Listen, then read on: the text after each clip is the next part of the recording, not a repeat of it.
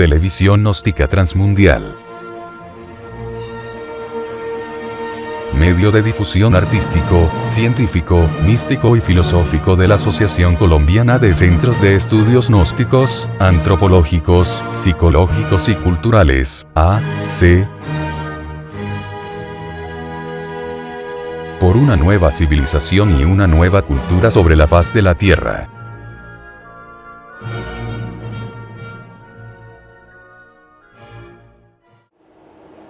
Hoy, 4 de enero del año 2009, vamos a platicar en este lugar comunal, de centro comunal, sobre el trabajo equivocado de los centros. Una de las ideas fundamentales de este sistema de enseñanza se encuentra en que el hombre no tiene una sola mente, sino 7 mentes, y cada una de esas mentes cumple una función fundamental en la vida práctica. Generalmente se piensa que tenemos solo la mente mental, o sea, el centro intelectual. Esta idea deviene, pues, de que nosotros somos uno, o sea, somos unidad. De ahí deviene que la gente siempre piense que tenemos una sola mente, pero tenemos 7 mentes diferentes. La mente intelectual es una de las 7 mentes, y cada una de esas mentes tiene un trabajo que realizar, que llevar a cabo. Por eso es que en la psicología se le llaman funciones psicológicas. Incluso hoy día algunos pedagogos alemanes, japoneses, hablan del conocimiento emocional. Cuando yo le pregunto a mis compañeros por acá sobre ese tipo de conocimiento, ellos nos hablan del conocimiento emocional, pero me estoy dando cuenta que ellos no saben qué es el conocimiento emocional, solamente lo tienen en la idea intelectual. Pero existe un conocimiento emocional que solamente se puede, incluso muchos de ustedes lo tienen, y creo que todo el mundo lo tiene. Lo que pasa es que no se dan cuenta que es conocimiento emocional. Y existe el conocimiento motor y el conocimiento instintivo, etc. Sí, son 7 centros o 7 funciones psicológicas, o 7 cilindros. Algunas corrientes psicológicas le llaman cilindros, algunas escuelas, porque son como los cilindros de los carros para poder funcionar el motor. Entonces esos cilindros son para poder funcionar la máquina de cada uno de nosotros, o sea, la máquina orgánica. Son centros o funciones psicológicas que se ven como algo muy complicado, y realmente, pues, cuando uno no las conoce, se ven como cosas muy complejas, muy terribles. Y pues, si nosotros conociéramos esos 5 centros, la vida sería diferente, porque no nos equivocaríamos. Pongamos el caso de los centros en relación con la vida práctica. Una persona de pronto está hablando sobre determinado tema, y de lo que está hablando está saliendo o está siendo emitido por el centro intelectual. ¿A dónde debería llegar esas impresiones o esa enseñanza o ese conversatorio? Debería llegar al centro intelectual de las personas o de la persona que le está escuchando. Por ejemplo, yo le estoy platicando a ustedes y ustedes deberían recibir esta plática con el centro intelectual. ¿Qué vendría a producir esta interrelación? Pues vendría a producir una interrelación correcta, precisa. Pero si ustedes no reciben lo que escuchan con el centro intelectual, si dijéramos con el centro emocional, entonces se podrían sentir heridos, se podrían sentir menoscabados y cosas por el estilo. ¿Por qué la persona no está escuchando correctamente? No está escuchando correctamente porque él no sabe que estas impresiones deberían ser recibidas con el centro intelectual. Y claro, al tener ese desconocimiento de sí mismo, la persona se molesta y hasta puede desencadenar algo violento, un reclamo, dijéramos, grotesco, y se podría formar una discusión, un debate tremendo. Entonces, fíjense ustedes, ¿por qué se forman los debates? ¿Por qué se forman estas cuestiones de las diatribas, de las ofensas? ¿Por qué se equivoca uno? Porque esa es una cuestión que uno siempre se ha preguntado, ¿no? ¿Por qué me equivoco? Pues se equivoca porque las impresiones que deberíamos recibir con un centro, con el centro con el cual debemos recibir esas impresiones, no son recibidas sino con otro centro. Entonces se produce una equivocación. Una dama puede atender con mucha cortesía a un caballero, o un caballero puede atender con mucha amabilidad a una dama. Esas impresiones de amabilidad, de cortesía, deberían ir al centro emocional. Si van al centro emocional, todo está bien. Se producen unas correctas interrelaciones entre esas personas. Pero si la dama recibe la impresión no con el centro emocional, sino con el centro intelectual, podría decir: este caballero se está equivocando conmigo, o este caballero me está ofendiendo. Hasta ese caballero podría proponerle algo deshonesto.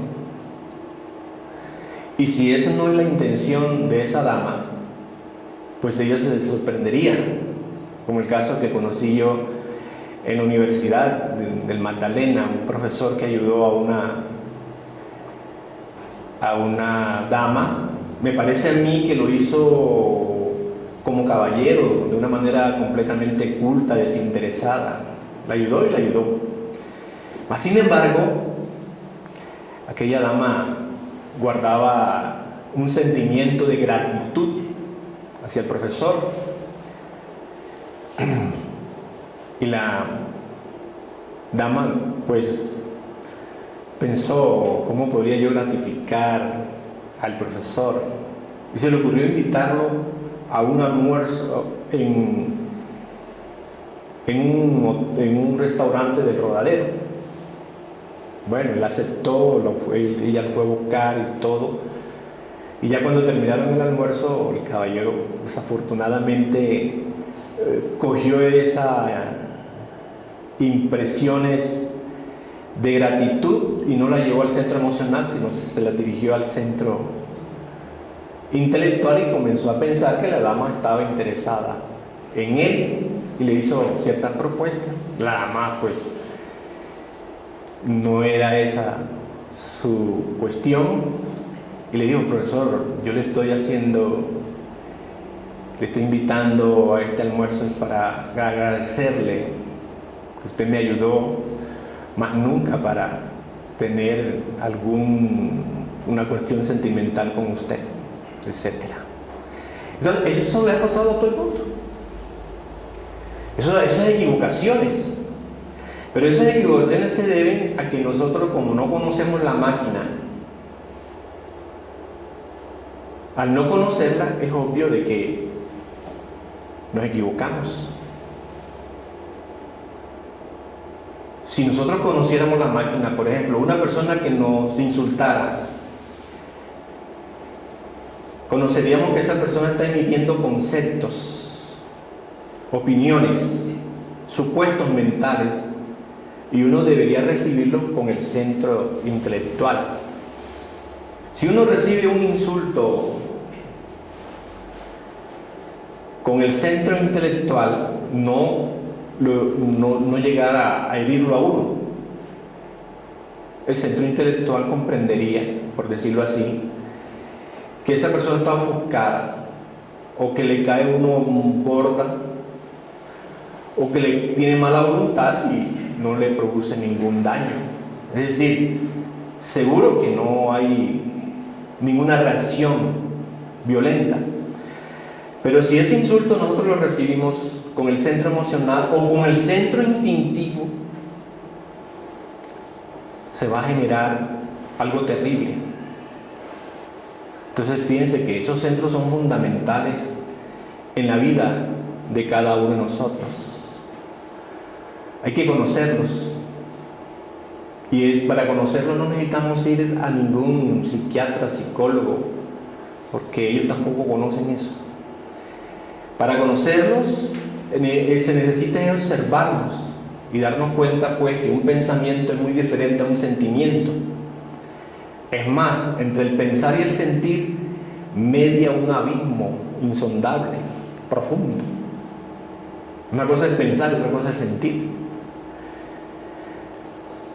Hay gente, por ejemplo, que no diferencian una sensación de un sentimiento.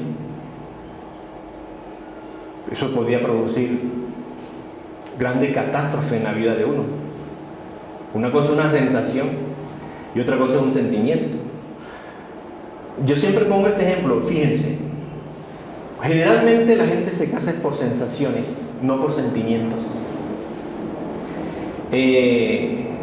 Eso cuando uno va a diferentes partes y habla con distintas parejas, muchos se han dado cuenta. Pues tengo la sensación de que esa persona me cayó bien, de que es simpática, que es una persona a todo dar. Pero es una sensación que no tiene nada que ver con los sentimientos. Pero como la gente no sabe diferenciar entre una sensación y un sentimiento, piensa que están sintiendo eso. No es una sensación. Entonces esa sensación lo lleva al matrimonio o a la unión libre. Y vienen después los problemas. Vienen las trifulcas, las broncas, pero fue que se equivocaron. Ellos, si hubieran tenido un conocimiento de cómo funciona la máquina orgánica, eso hubiera sido extraordinario. No se hubieran equivocado. Así pues que, fíjense ustedes lo importante que es conocer esta máquina humana, conocer esas funciones psicológicas. Entonces, cada centro es una máquina. Y dentro de cada centro, dentro de cada máquina de esa, funcionan unas máquinas más pequeñas. Por ejemplo, el centro intelectual. Dentro del centro intelectual funcionan unas máquinas, funciona el centro intelectual, una parte emocional, una parte motora, una parte instintiva y una parte sexual. Y si buscamos el centro sexual también tiene su parte intelectual, su parte emocional, su parte motora, instintiva y sexual. Y así, de cada centro tiene dentro de sí a los otros centros. Como lo vamos a ver, eso es algo muy interesante en la vida práctica, ¿cierto?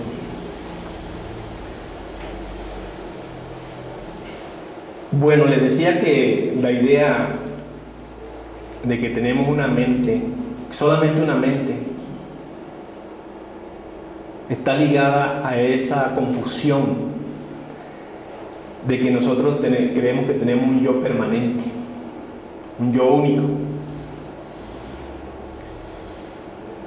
Pero cuando uno empieza a observarse, porque la observación es el instrumento, dijéramos, técnico para conocerse, cuando uno empieza a observarse se da cuenta que dentro de uno no hay una unidad pensante, sino diferentes pensamientos.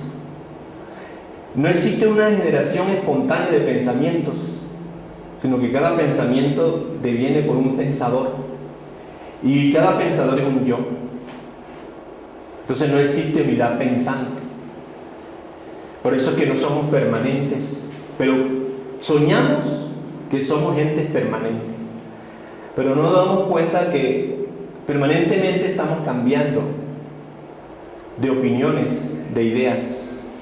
Claro que esas las justificamos y decimos, es que lo pensé mejor, lo vi mejor, ¿cierto? Lo creí mejor. Y de esta manera justificamos y no nos damos cuenta que hemos cambiado de pensamientos. Lo mismo ocurre con el centro emocional. Diferentes emociones surgen y uno dice, quiero tal cosa emocionalmente, pues, pero después dice, no la quiero, incluso la aborrezco. Yo pensaba antes, os digo, yo sentía antes tal cosa, pero como ya he madurado y tengo tales y tales conocimientos, ya no siento eso. Entonces uno va justificando todos esos cambios que tienen las diferentes mentes, porque cada mente tiene muchos cambios. Hoy en la psicología se habla de la bipolarización y se dice, hay una teoría mexicana que dice la bipolarización de la gente. Entre esos está la gente que tan pronto están eufóricas como tan pronto están deprimidas, tan pronto aman la vida, tan pronto se suicidan. Entonces lo enfocan de una bipolarización, pero no lo están viendo desde el punto de vista de que es el centro emocional, en este caso, que tiene esa situación, que no tiene una emoción permanente, ¿cierto? Entonces la gente que escucha estas cosas dirá, pero uno tiene que tener ideas permanentes, emociones permanentes, acciones permanentes. Claro, si tú eres un ser humano. Como ser humano, uno debe tener todo permanente. Fíjense en los niveles 1, 2 y 3. Hoy una cosa es mentira y mañana es verdad. Hoy una cosa es verdad y mañana es mentira. Entonces viven dentro de esa bipolarización. Pero ya en el hombre número 4, en el hombre autoconsciente, pues todo es permanente. Las verdades son permanentes, las mentiras son permanentes, sus acciones son permanentes, ¿cierto? No es una persona cambiante, calidoscopio allí, nada de eso, ¿cierto? Entonces, eso es lo que lo invita a uno a estudiarse. No sé si ustedes alguna vez sintieron alguna inquietud por ciertos cambios de ustedes. El otro día me decía un amigo, yo comencé a sentir y a mirar que yo era una persona extraña, rara y peligrosa. Cuando tan pronto yo tenía un amigo y hablábamos bien allí tomándonos un refresco, un tinto, tan pronto ese amigo se retiraba, yo comenzaba a hablar mal de él. y con otra persona, y con la otra, con el familiar, etc. Entonces me dijo, yo empecé a darme cuenta que era un ser anormal. No puede ser normal que uno le muestre a una persona amistad y luego vaya y la insulte o hable mal de ella o le insulte. Entonces empecé a darme cuenta que era una persona normal. ¿Cómo haría esa persona para darse cuenta de eso? Tuvo que haberse observado, ¿no? Porque si alguien le dice, oye, pero tú eres una persona que eres amiga y luego eres enemiga, como que no se da cuenta de eso uno, ¿cierto?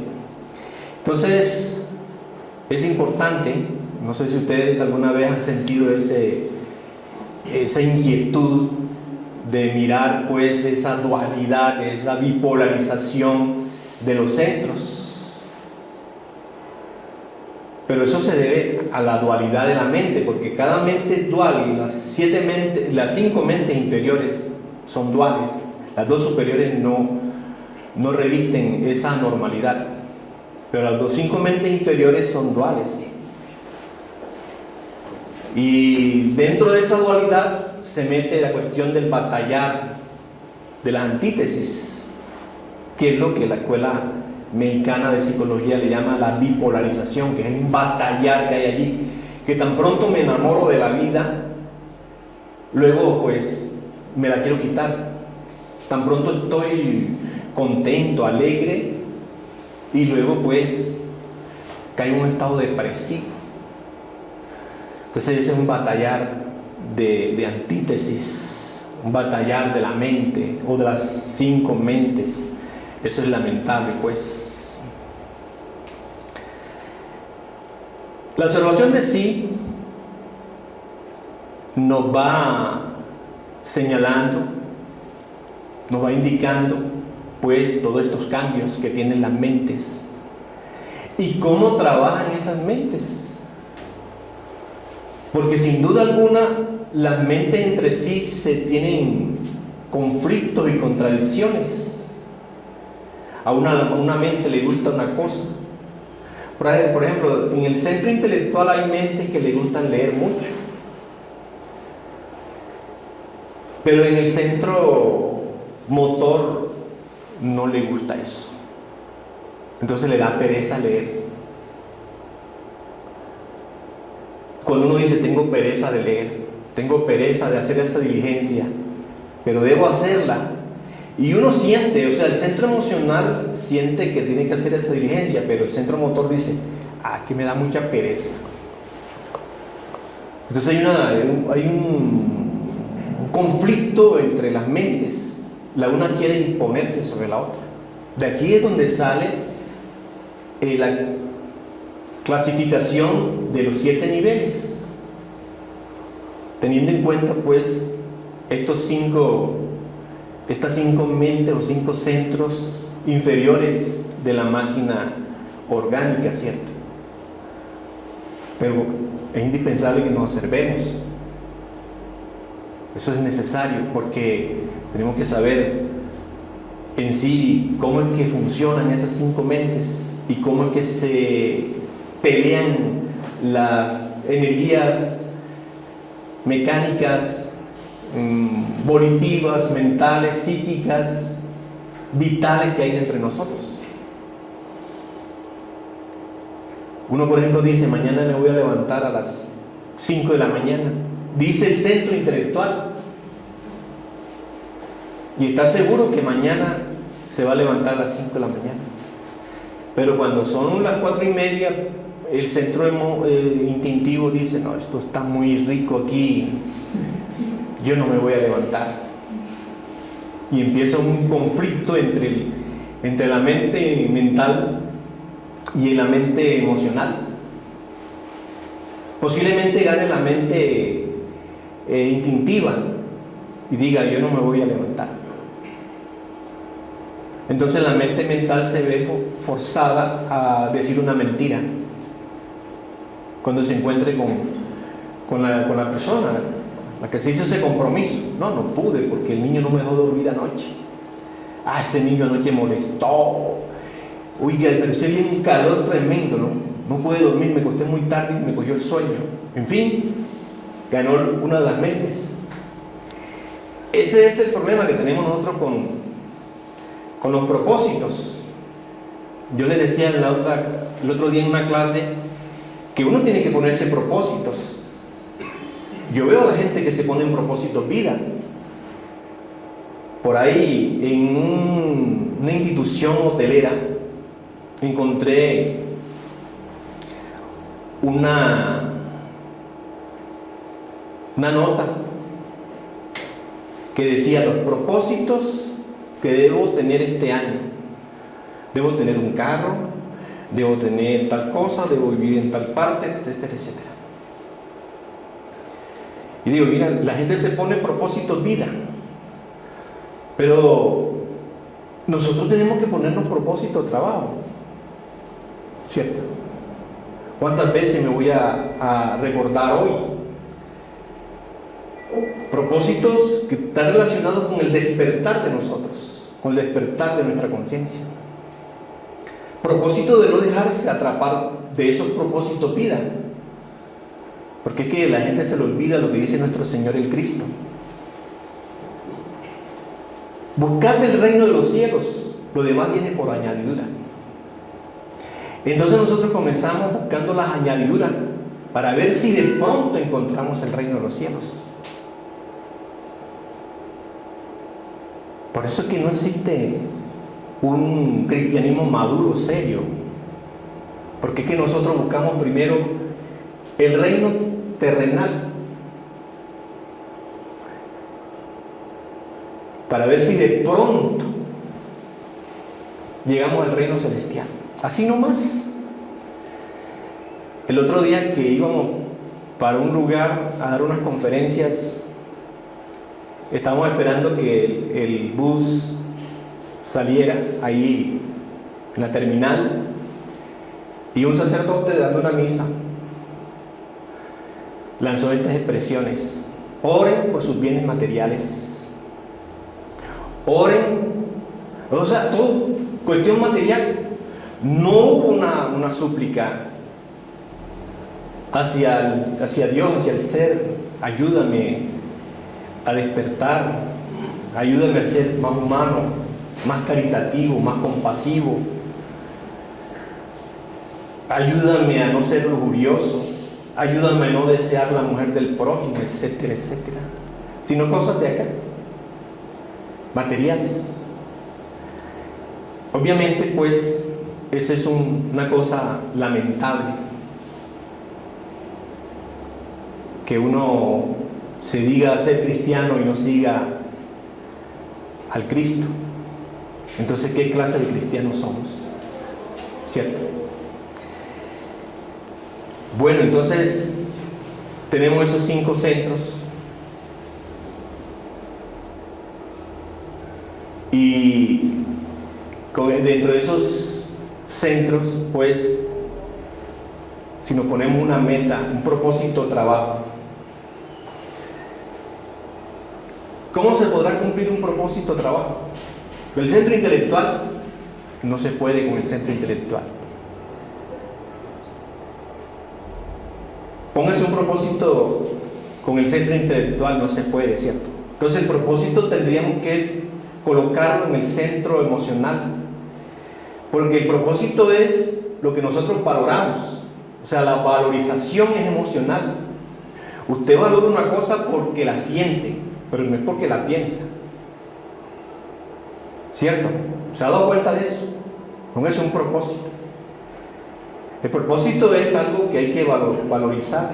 La valorización, se le da valor a una cosa es cuando uno la siente. Por ejemplo, si usted no siente esta enseñanza, no le da valor. Si usted no siente a un amigo, a una persona, no le da valor. Por eso es que la gente a veces se equivoca cuando dice: es que te amo mucho, tanto te amo que te pienso. Y es que el amor no es pensar. Uno puede pensar en una persona sin amarla, y pensar mucho en ella y no la ama. Pero dele valor a esa persona para que vea que siente una emoción. Si no, no la puede sentir, no le da ese valor. Una palabra dura, por ejemplo, si usted no le da valor a una palabra dura, alguien que lo venga a insultar, lo insulta, le dice hasta rabo de zorra. ¿Qué será eso? Pero fíjese que si usted no le da valor a esas palabras, no llega a sentir el insulto. Me acuerdo, ahora se me viene a la memoria un caso de dos abogados allá en Santa Marta. Por ahí por los juzgados comenzaron a discutir y la gente comenzó a amontonarse ahí y estaban bastante bravos. Y una compañera como que dijo: señores, pero ustedes son profesionales, ¿cómo se van a poner a dar este espectáculo aquí en la calle? ¿Cómo que se van a decir esas palabras terribles? Entonces se aplacaron. Pero uno de ellos dijo: hombre, tú fulano, lo que pasa es que este individuo, vea, cuando esa persona escuchó la palabra individuo, no creyó en nadie. Hasta la misma muchacha que los apartó cayó al suelo y se dieron patada y puñetazo. Ahora piensen ustedes, ¿qué valor le daría ese sujeto a la palabra individuo? Que la vio como ofensiva. Para que se desencadenara esa cuestión violenta, tuvo que tener un valor para él. Entonces, si nosotros no valoramos, no se le da valor a un insulto, queda como un cheque sin fondo, como algo que no tiene la menor importancia, ¿cierto? Bueno, no se ofende porque le está dando valor a esas palabras, o le está dando valor a la persona que lo está ofendiendo a uno. Ahí es donde viene el problema. Miren ustedes lo importante que es comenzar a conocer estos centros de la máquina orgánica.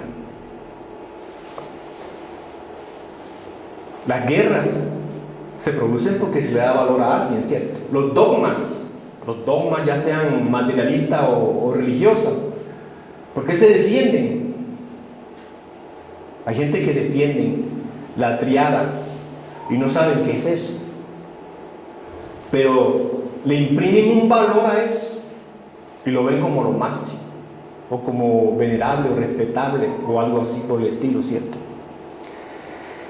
Así pues, es importante que nosotros vayamos comprendiendo que tenemos 5 mentes inferiores y 2 mentes superiores, y que ahí es donde está fundamentada la vida de nosotros. Ustedes estudian con la mente intelectual, sienten con la mente emocional, son diferentes, y actúan con la mente motora, que es muy diferente a la mente intelectual y emocional.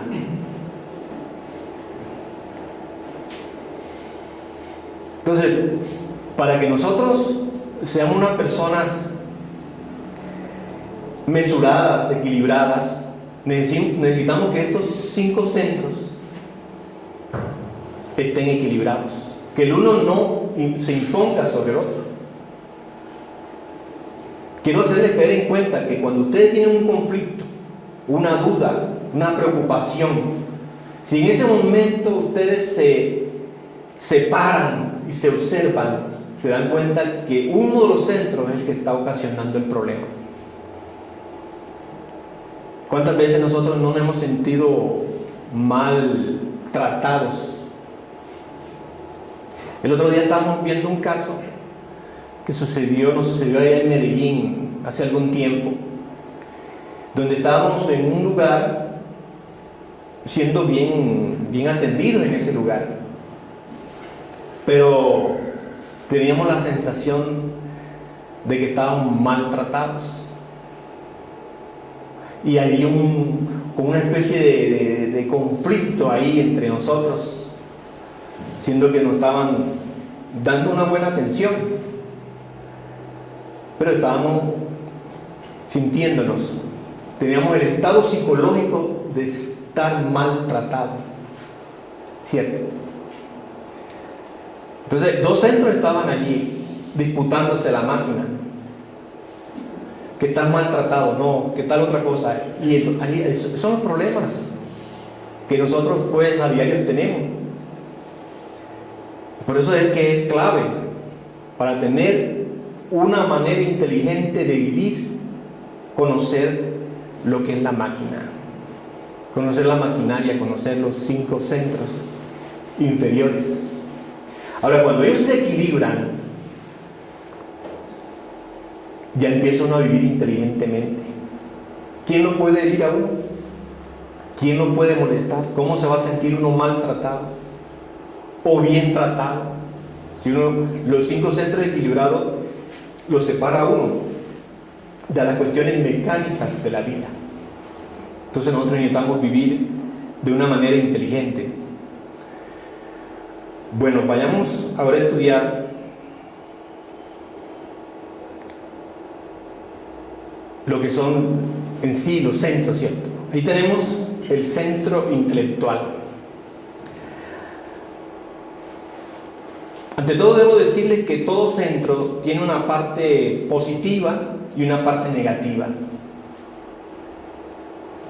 Por ejemplo, la parte negativa del centro intelectual será pensar negativamente, ¿cierto? O sea, tener unos pensamientos pesimistas, unos pensamientos deprimentes, sería la parte negativa del centro ese intelectual. Y la parte superior o la parte positiva del centro intelectual sería pues la parte creadora de él, ¿cierto? Entonces tengan en cuenta que todo centro tiene esos dos aspectos. Entendido eso, vamos a mirar que todo centro tiene una parte motora, una parte emocional y una parte intelectual. Todo centro. Aquí estamos estudiando el centro intelectual. La parte motora del centro intelectual es la repetición de palabras y frases y la charla mecánica. Es decir, cuando uno habla, tiene unas frases de cajón que llaman, unas muletillas que llaman también. Hay personas que van a decir una idea, emiten una idea y utilizan 1000 palabras cuando esa idea se puede emitir con 4 o 5 palabras, ¿cierto? Me hace recordar ahora que una vez el presidente, estando en la Sierra Nevada de Santa Marta con unos hermanos Cogis, él lanzó un discurso de 10 o 15 minutos y habló y habló y habló. ¿Qué dijo? No dijo nada, ¿cierto? O sea, sus mismas frases, las frases mecánicas que utiliza él en sus discursos, las repitió y las repitió. Llegó el mamo, en 2 o 3 frases dijo cosas extraordinarias. ¿Por qué? Porque fíjense, el presidente metido dentro de la parte motora y este no estaba dentro de la parte motora, ¿cierto?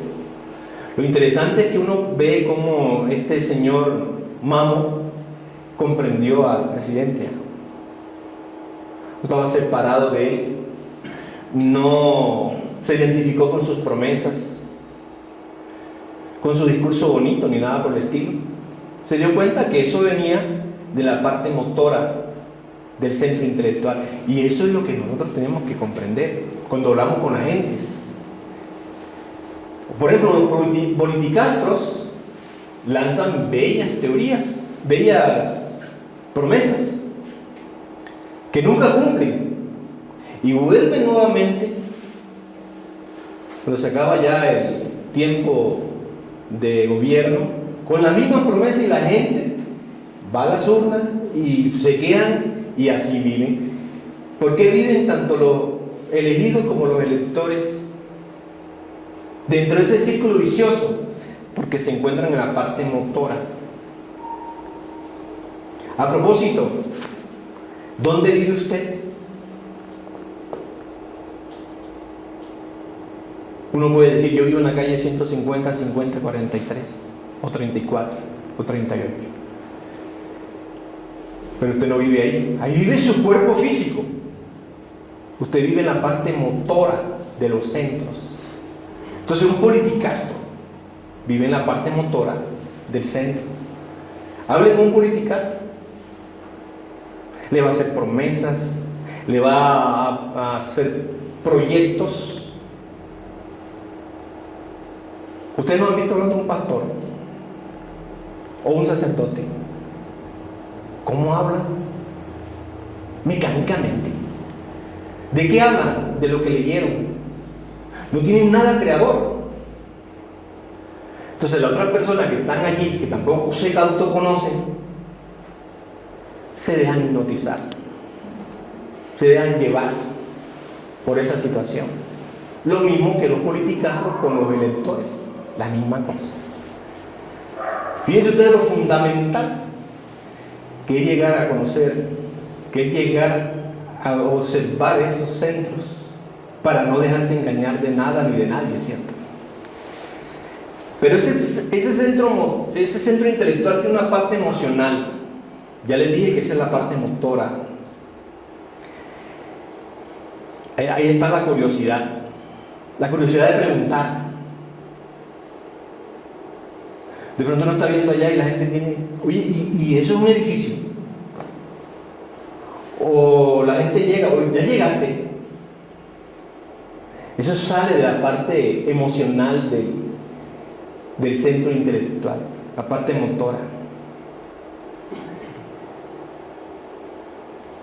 Cierta clase de fantasías que tiene la gente, que todos tenemos, vienen de esa parte emocional, ¿cierto?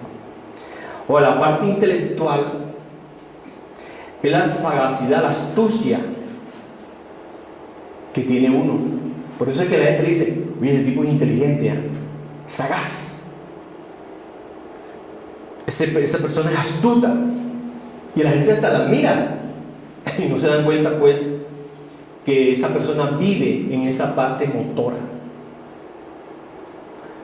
del centro intelectual. Así que lo interesante es que nos demos cuenta dónde estamos verdaderamente viviendo, porque es que uno le pregunta a la gente, ¿dónde vives tú? Yo vivo en Barranquilla, yo vivo en Santa Marta, yo vivo en Cali, pero será verdad. Uno antes creía que eso era verdad, pero hoy día que uno conoce y ha visto su propia maquinaria, y que puede mirar la maquinaria de los demás, se da cuenta que uno no vive, sino en la parte motora de los centros. Uno vive en la parte motora del centro intelectual, otro vive en la parte motora del centro emocional o del centro motor, ¿cierto? La parte emocional del centro intelectual, vean ustedes la parte motora, ¿cierto? Ahora viene la parte emocional del centro intelectual. Es cierto anhelo de saber y comprender ciertas cosas, ¿cierto? Ciertos anhelos de tener algún tipo de conocimiento de sí. Eso es un anhelo que tiene la parte emocional del centro intelectual. Entonces tenemos la parte intelectual del centro intelectual, construcción intelectual, pensamiento creador y descubrimiento. Yo le hago una pregunta a ustedes, según esta parte emocional, el sentido de la observación, ¿dónde está conectado entonces? ¿Cierto? ¿Quién me responde? Bueno, vamos al centro emocional, parte motora. La parte motora del centro emocional está formado pues por la parte motora del centro mismo, la parte emocional de ese centro y la parte intelectual. La parte motora la expresión mecánica de las emociones. Sí, cuando una persona se encuentra con otra persona, hola fulano, ¿cómo estás? Y hay una emoción ahí, pero es completamente motora. No surge de lo profundo del centro emocional, sino ahí, y se dan un besito. Eso que lo han vulgarizado tanto los besos. Ya todo el mundo se besa, hasta besa uno la tierra y uno ha visto ciertos personajes atravesando la tierra, ¿cierto? Se vulgarizaron los besos. Pero es por esa parte mecánica, motora, esa expresión mecánica de los sentimientos. Llama uno a la tía, ¿qué hubo, tía? ¿Cómo estás? Me alegra oírte, me alegra escucharte, esto, aquello, qué bien que estés andando todo plenamente. ¿Quién habló ahí? La parte motora, ¿cierto? Cualquiera que no sabe nada del centro emocional dirá, es una persona, caramba, mira, ese es una persona elegante, mira cómo habla, cómo saluda. Pero me voy a adelantar a decirles que la parte motora de todo centro tiene atención cero. No se necesita atención. Mire cómo habla un profesor. Habla. Ahí no necesita atención. Él no está dando cuenta cómo va hilvanando las frases, las palabras, cómo tiene una idea y la va revistiendo de frases, ¿cierto? Para podérsela entregar a los demás. No, él habla mecánicamente. ¿Y cómo expresa uno sus emociones a los familiares de uno? Así mecánicamente. ¿Qué hubo, papá? ¿Cómo estás? ¿Cómo te ha ido? ¿Qué hay de nuevo? ¿Qué tal? Oiga, a veces le preguntan a uno en menos de un segundo, ¿cómo estás? ¿Cómo estás? ¿Cómo estás? ¿Cómo estás? Uno se está dando cuenta. Ahí está hablando, está emitiendo esa parte motora, ¿cierto? Del centro emocional. La parte emocional son todas las emociones que se registran o se refieren a la simpatía, a la antipatía. Son cosas mecánicas. Me caíste simpática. Una cosa mecánica. ¿Por qué? Oye, me caíste gordo. ¿Pero por qué? ¿Cierto? Una cosa mecánica. Se registra mecánicamente.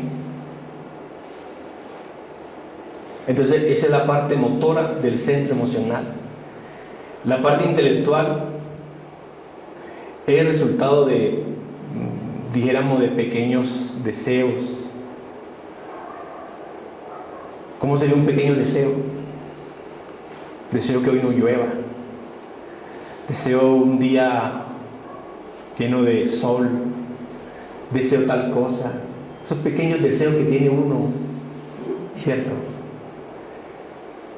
Que uno siempre carga, que lleva.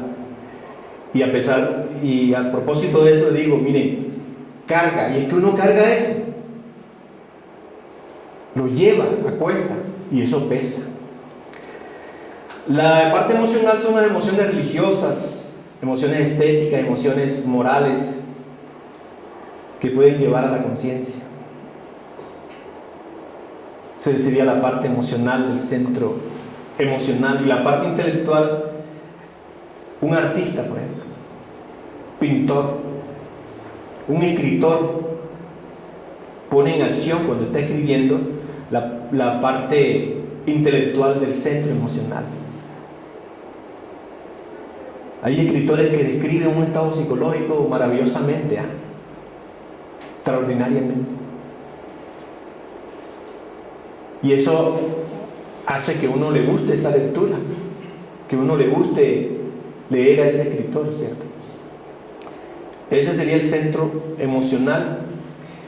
Y tenemos la parte, el centro motor, la parte motora, reflejo y movimientos automáticos. Cuando uno se siente y hace el pie así, ¿no? Mueve el pie, la pierna, ¿cierto? O cuando uno está cerca de una pared, tiende uno a recostarse a la pared. meter el hombro o a la mano, quedarse ahí. Son cosas motoras del centro motor. Viene la parte emocional del centro motor, limitación en pequeña escala. Ese es el momento en que uno, por ejemplo, camina, ¿no? Y siente un placer por ir a una parte, a un cine, a un estadio, y camina, se dirige hacia ese lugar. La parte intelectual, una limitación en la adaptabilidad y aprender nuevos movimientos. Uno se da cuenta que uno se va estereotipando con ciertos movimientos. Hay gente que se estereotipa en caminar rápido, otro en caminar despacio. Se estereotipa incluso, uno lo ha observado, cómo baja uno una escalera, cómo la sube. Ahora, si lo llevamos a la parte del centro intelectual y emocional, también uno descubre la parte esa motora del centro ese intelectual, ¿cierto? Todo es estereotipación. No olviden que la parte motora de todo centro tiene atención cero, o sea, uno lo hace mecánicamente. ¿Han visto ustedes un pianista dormido, con la conciencia dormida? ¿Cómo parece maravilloso cómo dirige él los movimientos de los dedos y le saca a ese instrumento música? Cualquiera pensaría, o cualquiera podría ponerse a reflexionar, ¿será consciente? No es consciente. Es la parte motora en acción. La parte emocional del centro emocional es el placer en el movimiento, amor normal a los juegos, imitación, por ejemplo, actuación de cierta clase.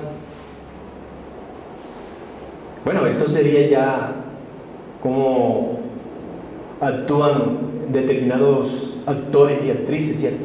Utilizando esa parte motora. Y la parte intelectual del centro motor es el invento de cosas, máquinas y adaptaciones, que a veces nosotros nos adaptamos a determinados lugares. El otro día les comentaba sobre un lugar donde había una cantidad de moscas ahí en el comedor de esa casa. Y yo iba a visitar a unos amigos que estudiaban conmigo en la universidad y yo me preguntaba, ¿cómo harán ellos para comer ahí? ¿Cómo harán? Yo no sé, parecía que estuvieran comiendo mosca. Vea, y por cualquier motivo me tocó ir a comer allá 15 días. ¿Y qué pasó? Que a los 3-4 días no veía las moscas. Aquí está actuando la parte intelectual del centro motor. O sea, ciertas debilidades que uno tiene, ¿cierto?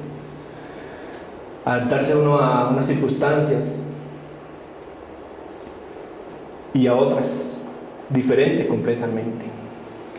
Y tenemos la parte motora del centro instintivo.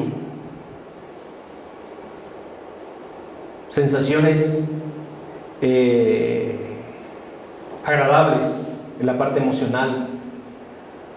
La parte emocional del centro instintivo es amor animal ciego, amor instintivo. Ustedes saben que existen 3 clases de amores, ¿no? El amor pasionario, el amor sensual y el amor consciente. Entonces, uno tiene, por ejemplo, amor ciego. Hay personas que estudian una carrera por un amor ciego a eso, pero eso no es la profesión de ellos y estudian esa carrera. Amor pasional, es decir, no tiene en cuenta uno los valores de la persona del sexo opuesto, sino su cuerpo, su posición social, económica. Es un amor pasional. Y el amor consciente ya es el que pertenece a la conciencia, ¿cierto? Ese sería el primer mandamiento de la ley de Dios. Amar a Dios sobre todas las cosas a tu prójimo como a ti mismo. Es decir, ahí estaría ya la conciencia en acción. Como decía nuestro Señor el Cristo, oye, ¿cómo puedes amar tú a Dios si no amas a tu semejante que ves? Y a Dios no lo puedes amar porque tú no lo ves. Entonces necesitas despertar la conciencia para experimentar el verdadero amor. Si no, ¿cómo? Estaríamos dentro del amor sensual y el amor pasional, o también se le llama amor emocional. Por eso a veces la gente dice, lo está odiando es porque lo ama. Ese es amor emocional. Lo odia tanto porque lo amó hasta el infinito. Ese es el amor emocional.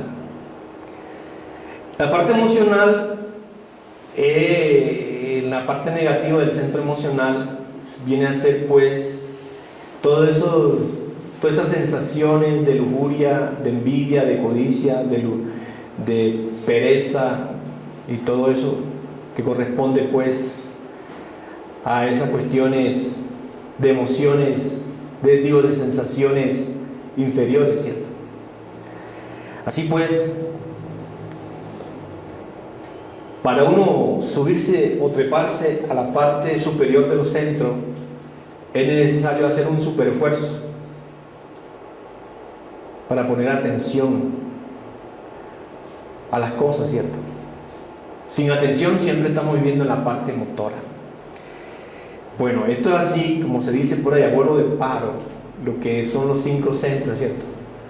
Tendríamos que desglosarlo uno por uno, estudiarlo profundamente, cada una de esas partes. Pero pienso pues que con la idea que hemos dado hoy sobre los centros, ustedes también se formen una idea sobre estas 5 funciones psicológicas inferiores. Empiecen a observarlas para que la vida de ustedes empiece a volverse más inteligente. Lo que quiere el gnosticismo es que nosotros dejemos de vivir mecánicamente. Seamos seres humanos. Es lo mismo que enseñó nuestro Señor el Cristo, ¿cierto? Convertirnos en seres perfectos como el Padre que está en los cielos. Claro, que usted le dice a un evangélico por ahí, o un testigo de Jehová, que uno tiene que volverse perfecto como el Padre que está en los cielos, lo coge uno y lo insulta. Esos gnósticos son mitómanos, se creen dioses. Entonces uno le puede decir, entonces este Señor Jesús de Nazaret, que es un mentiroso. Él no fue el que nos dio eso, Él fue el que nos propuso. Tendríamos que ser pues perfectos como el Padre que está en los cielos. Entonces no puede uno ser perfecto jamás mientras estos 5 centros estén desequilibrados. ¿Cómo? Si desean ustedes hacer alguna pregunta, pueden hacerla. ¿Qué pregunta quieren hacer?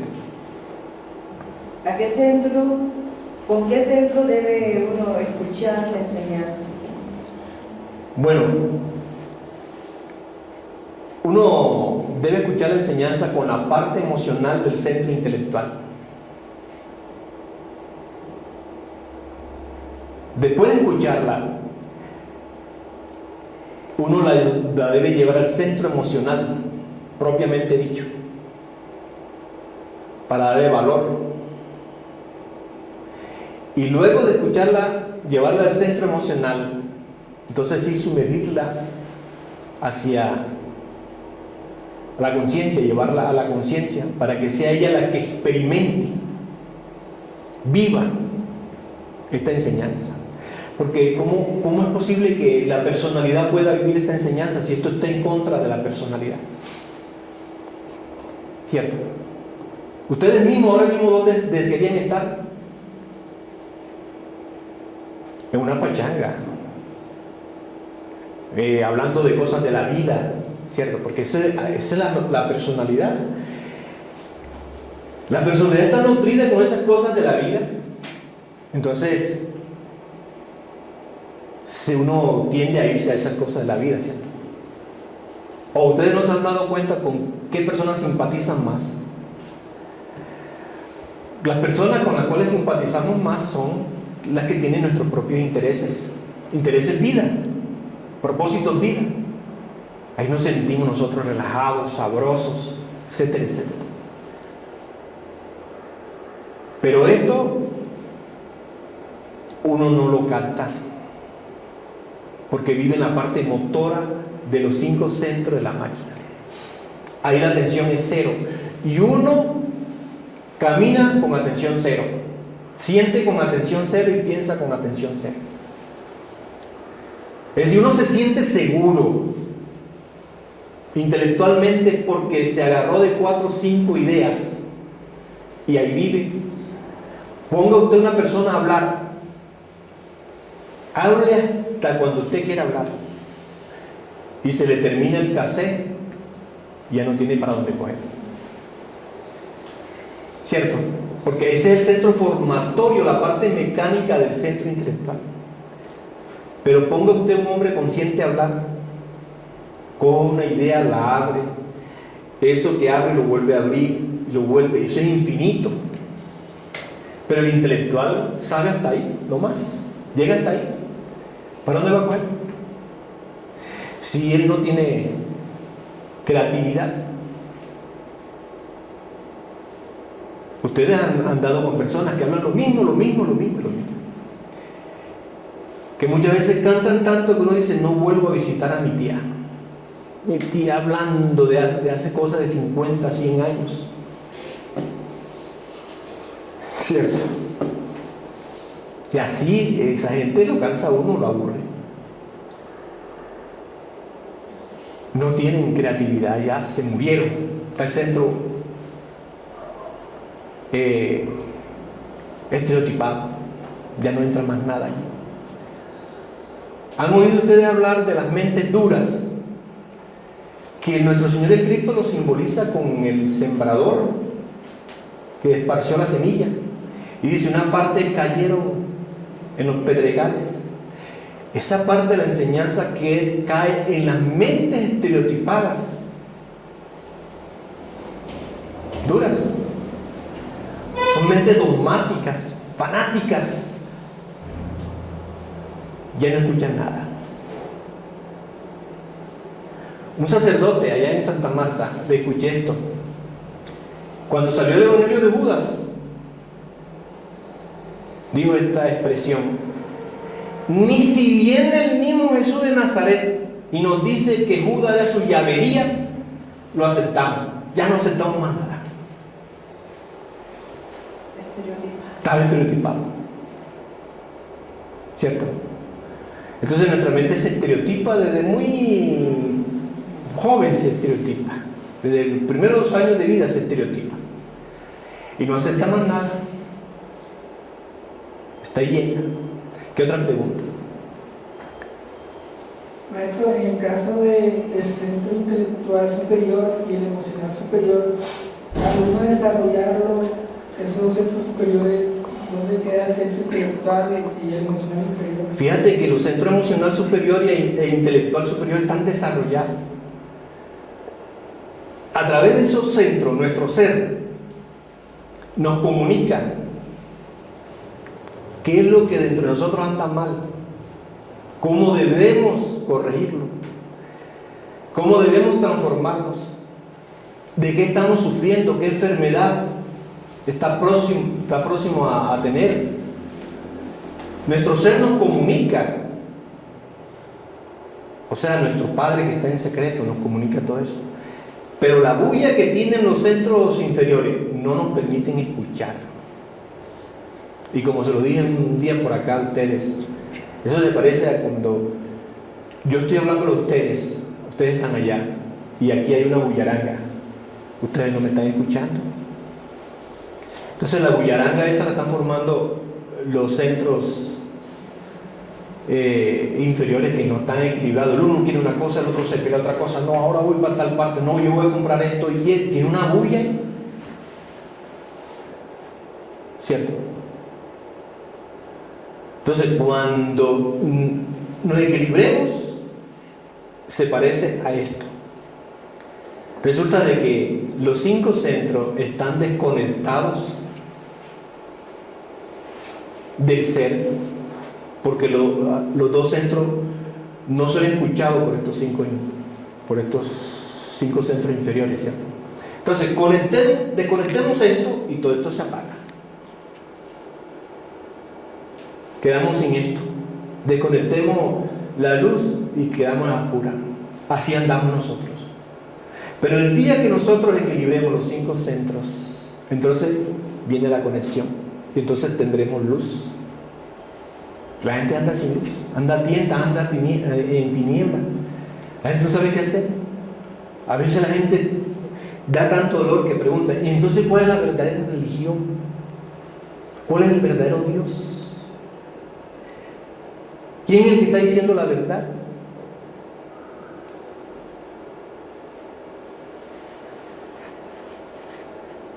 Damas y caballeros, pues muchas gracias por haber venido hasta acá y gracias por la atención que prestaron. Y los invito para una nueva clase. Todo por hoy. Muchas gracias.